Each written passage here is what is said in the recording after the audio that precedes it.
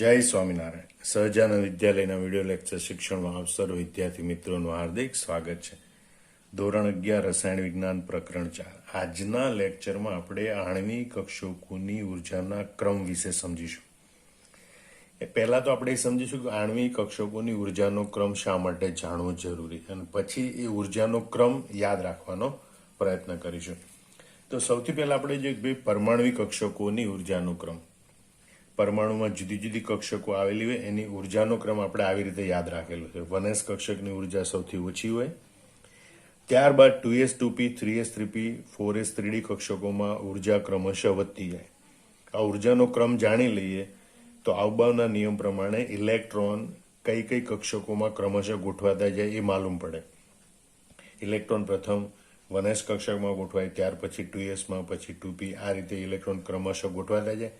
એના કારણે આપણને પરમાણુની ઇલેક્ટ્રોન રચના માલુમ પડે અને તે પરથી આપણે પરમાણુના ઘણા ગુણધર્મો જાણી શકીએ. એ જ રીતે પરમાણ્વિક કક્ષકોમાંથી આણ્વિક કક્ષકો રચાય ત્યારે અણુમાં રહેલી આણ્વિક કક્ષકો છે, બરોબર, એની ઉર્જાનો ક્રમ જો આપણે જાણી લઈએ તો એમાં પણ આવબાવના નિયમ પ્રમાણે ઇલેક્ટ્રોન ક્રમશઃ ગોઠવાતા જાય.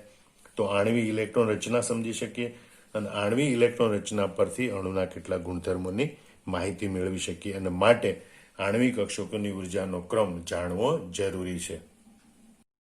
હવે આપણે તે સમજવાનો પ્રયત્ન કરીએ.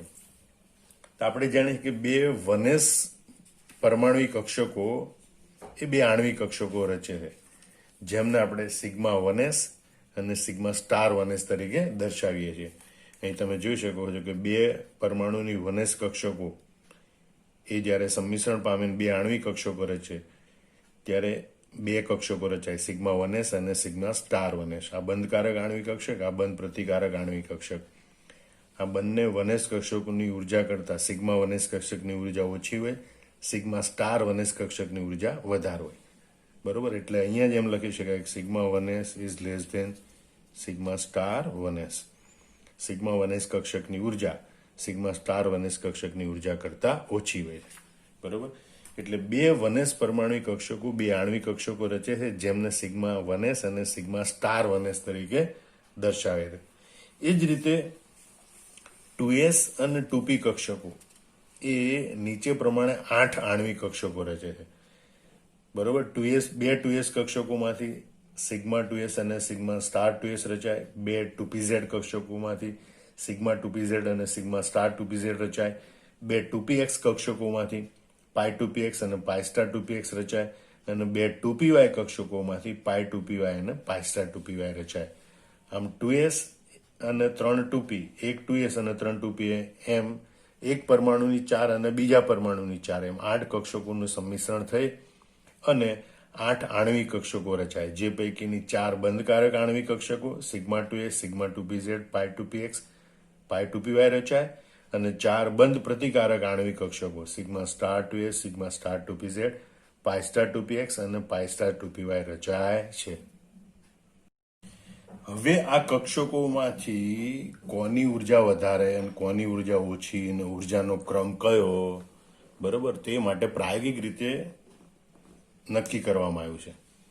તો આપણે જોઈએ કે બીજા આવર્તના તત્વોના, બરોબર, એટલે lithium, beryllium, boron, carbon, nitrogen, oxygen, fluorine, neon, તો એ બીજા આવર્તના તત્વો છે એના સમકેન્દ્રી દ્વિપરમાણુ અણુ, બરોબર, એટલે Li2, Be2, B2, C2, N2, O2, F2 વગેરે અણુ માટેની વર્ણપટ્ટ દર્શકી માહિતી પરથી પ્રાયોગિક રીતે આણ્વિક કક્ષકોના ઉર્જા સ્તર એટલે કે ઉર્જાનો ક્રમ નક્કી થયેલો છે, બરોબર. O2, F2 અણુ માટે આ રીતે અને Le2, Be2, B2, C2 માટે જુદી રીતે આણ્વિક કક્ષકોની ઉર્જાનો ક્રમ નક્કી થયેલો. તો પહેલા આપણે O2, F2 અણુ માટેની ઉર્જાનો ક્રમ એટલે કે શક્તિનો ક્રમ યાદ રાખીશું. તો O2, F2 માટે ઉર્જાના ક્રમ આપણે આવી રીતે યાદ રાખીશું. અહીં આકૃતિ ઉપરથી પણ યાદ રાખી શકાય, બરોબર. પહેલા તો આપણે 1s કક્ષકો માટે જોયું હતું ભાઈ સિગ્મા 1s આણ્વિક કક્ષક છે, એની ઉર્જા સૌથી ઓછી હોય, એના કરતાં સિગ્મા સ્ટાર 1s ની ઉર્જા વધારે હોય. ત્યાર પછી 2s કક્ષકો, બે 2s કક્ષકોના સંમિશ્રણથી સિગ્મા 2s અને સિગ્મા સ્ટાર 2s રચાય. તો એ પૈકી સિગ્મા 2s ની ઉર્જા એ આ સિગ્મા સ્ટાર 1s કરતાં વધારે હોય, પણ સિગ્મા સ્ટાર 2s કરતાં ઓછી હોય. એટલે આ 4 કક્ષકોની ઉર્જાનો ક્રમ આપણને યાદ રહી ગયો, બરોબર.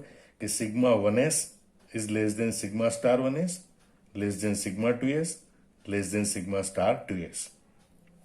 હવે ત્રણ 2px 2py 2pz કક્ષકો સંમિશ્રણ પામે તો એ પૈકી સિગ્મા 2pz કક્ષકની ઉર્જા સૌથી ઓછી હોય. ત્યાર પછી પાઈ 2px અને પાઈ 2py ની ઉર્જા સિગ્મા 2pz કરતા વધારે હોય પણ એ બંનેની ઉર્જા સરખી હોય. ત્યાર પછી પાઈ સ્ટાર 2px અને પાઈ સ્ટાર 2py એની ઉર્જા પાઈ 2px પાઈ 2py કરતા વધારે હોય પણ એ બંનેની ઉર્જા સરખી હોય. અને સિગ્મા સ્ટાર 2pz કક્ષકની ઉર્જા સૌથી વધારે હોય. એટલે આ પ્રમાણે ક્રમ યાદ રાખવાનો, બરોબર. બાકીની 6 કક્ષકો માટે સિગ્મા 2pz એના કરતાં પાઈ 2px પાઈ 2py ની ઉર્જા વધારે પણ એ બંનેની ઉર્જા સરખી. એના કરતાં પાઈ સ્ટાર 2px પાઈ સ્ટાર 2py ની ઉર્જા વધારે પણ એ બંનેની સરખી.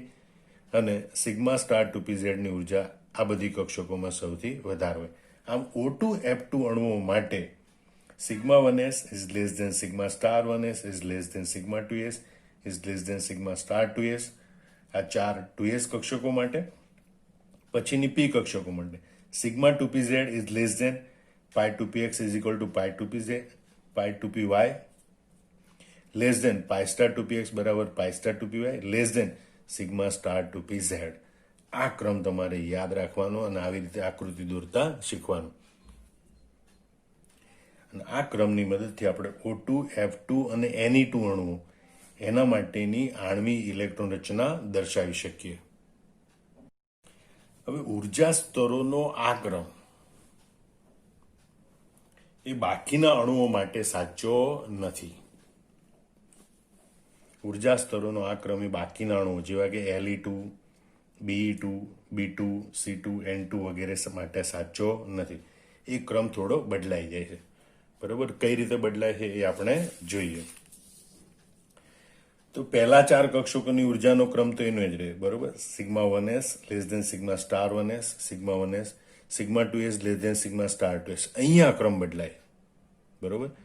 જે સિગ્મા 2pz કક્ષકો એની ઉર્જા વધી જાય, પાઈ 2px અને પાઈ 2py કક્ષકની ઉર્જા ઓછી હોય છે. એક ક્રમ આપણને આ પ્રમાણે જોવા મળે છે, બરોબર. પાઈ 2pxy અને પાઈ 2py ની ઉર્જા સરખી હોય જે સિગ્મા 2pz કરતા ઓછી હોય.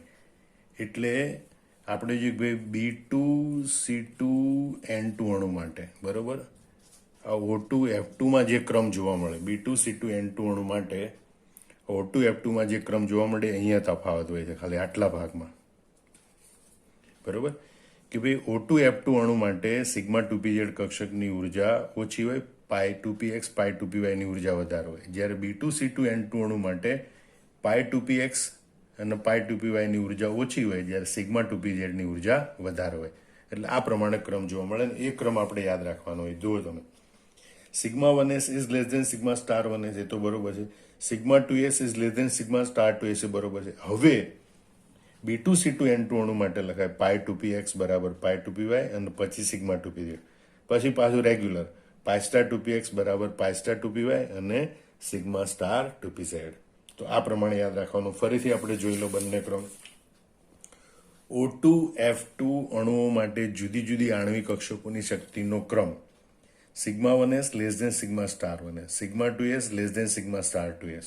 હવે sigma 2pz less than pi 2px બરાબર pi 2py, less than pi star 2px બરાબર pi star 2py, sigma star 2pz. મતલબ કે O2 F2 માં સિગ્મા 2pz અને સિગ્મા સ્ટાર 2pz છેડે હોય અને પાઈ 2px અને પાઈ સ્ટાર 2px એ બંને વચ્ચે હોય. જ્યારે આ ક્રમ B2 C2 N2 અણુ માટે થોડો બદલાઈ જાય, સિગ્મા 2pz વચ્ચે આવી જાય, બરોબર. પાઈ 2px પાઈ 2py આગળ આવી જાય. આટલે ક્રમ તો બરોબર જ છે. ભાઈ sigma 1s is less than sigma star 1s less than sigma 2s less than sigma star 2s. પણ પછી લખવાનું પાઈ 2px બરાબર pi 2py less than sigma 2pz less than pi star 2px બરાબર pi star 2py less than sigma star 2pz. તો આ ક્રમની લાક્ષણિકતા એ છે કે સિગ્મા 2pz આણ્વિક કક્ષક છે એની ઉર્જા પાઈ 2px અને પાઈ 2py આણ્વિક કક્ષકો કરતા વધારે હોય છે. આકૃતિ પરથી પણ આણ્વિક કક્ષકોની ઉર્જાનો ક્રમ આ રીતે યાદ રાખી શકાય દાખલા કે O2F2 માટે આ ડેલ બાય ડેલ આ ખૂણો છે એ આ સિગ્મા 2pz અને સિગ્મા સ્ટાર 2pz બતાવે. આ pi 2px pi 2py equal to pi star 2px equal to pi star 2py. પહેલી 4 કક્ષકોનો ક્રમ તો એક સરખો જોઈએ. Sigma 1s is less than sigma star 1s less than sigma 2s less than sigma star 2s. O2F2 માટે અહીંયાથી આવી રીતે યાદ રાખજો. Sigma 2pz less than pi 2px is equal to pi 2py less than pi star 2px is equal to pi star 2py less than sigma star 2pz. પણ B2C2 N2 અણુ માટે પહેલી 4 કક્ષકો તેમજ sigma 1s less than sigma star 1s less than sigma 2s less than sigma star 2s. પણ એ del by reverse del by del એટલે અહીંયા પાઈ 2px પાઈ 2py બરોબર. એટલે અહીંયા સિગ્મા સ્ટાર 2s પછી લેસ દેન પાઈ 2px બરાબર pi 2py less than અહીં sigma 2pz less than pi star 2px બરાબર pi star 2py less than sigma star 2pz. એટલે આ રીતે O2F2 માટે ડેલ બાય રિવર્સ ડેલ અને B2C2 N2 અણુ માટે ડેલ બાય ડેલ એટલે કે ડેલ્ટા બાય ડેલ્ટા. આવી રીતે પણ તમે યાદ રાખો. આ ક્રમ યાદ રાખવો ખૂબ ખૂબ ખૂબ જ જરૂરી છે, કારણ કે એની મદદથી અણુઓ છે એની આણ્વીય ઇલેક્ટ્રોન રચના દર્શાવવામાં સરળતા રહે છે. આમ આ જવાબ સમગ્ર મોઢે કરી નોટબુકમાં જાતે લખી નાખવાનો. જય સ્વામિનારાયણ.